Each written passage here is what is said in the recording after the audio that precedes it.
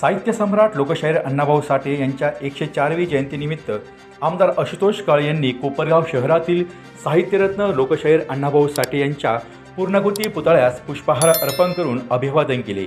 यावेळी प्रसारमाध्यमांशी बोलताना आमदार आशुतोष काळे म्हणाले की शहरातील साहित्यरत्न लोकशाहीर अण्णाभाऊ साठे यांच्या स्मारकाच्या अनावरण बाकी असून ते लवकरात लवकर व्हावे आणि स्मारक समितीने नगरपालिकेत ठराव घ्यावा।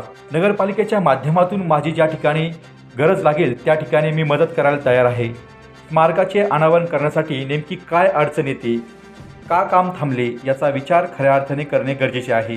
मी सर्वांना विनंती करतो की सर्वांनी एकत्र येऊन हे काम हाती घ्यावे। माझी कुठे अडचण असेल तर मी बाजूला व्हायला तयार आहे, परंतु लवकरात लवकर या पूर्णाकृती पुतळ्याचे अनावरण व्हावे ही माझी इच्छा आहे। या प्रसंगी सर्व समाज बांधव तसेच राष्ट्रवादी काँग्रेस पार्टीचे सर्व पदाधिकारी, माजी नगरसेवक आदी जण यावेळी मोठ्या संख्येने उपस्थित होते।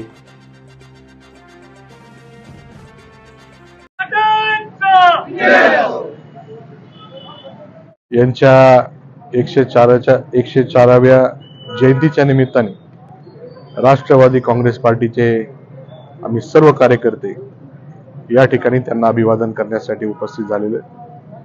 आपण लोकशाहीर अण्णाभाऊ साठेंच्या 104व्या जयंतीनिमित्त इथे या स्मारकामध्ये त्यांना अभिवादन करत असताना या स्मारकाचं उद्घाटन समितीचे जे काही सदस्य आहे त्यांची मागणी आहे किंवा जे स्मारक समिती आहे त्यांची मागणी आहे या ठिकाणी या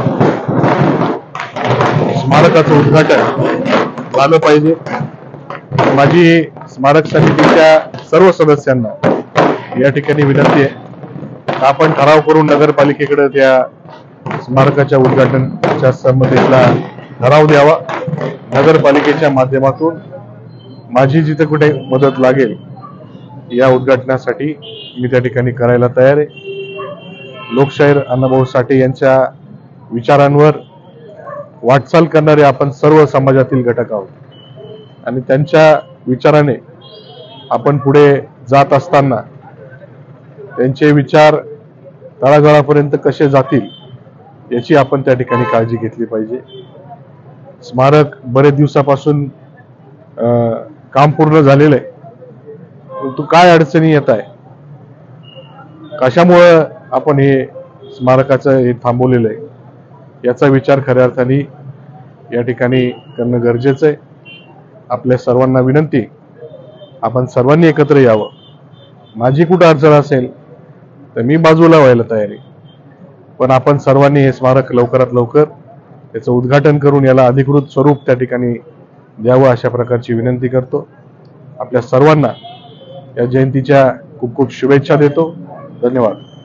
डी न्यूज वृत्तवाहिनी सामाजिक, शैक्षणिक, राजकीय, धार्मिक, सहकार, सांस्कृतिक, कृषी या सर्व चालू घडामोडींचा वेध घेणारी वृत्तवाहिनी डी न्यूज वृत्तवाहिनी, वेध वर्तमानाचा।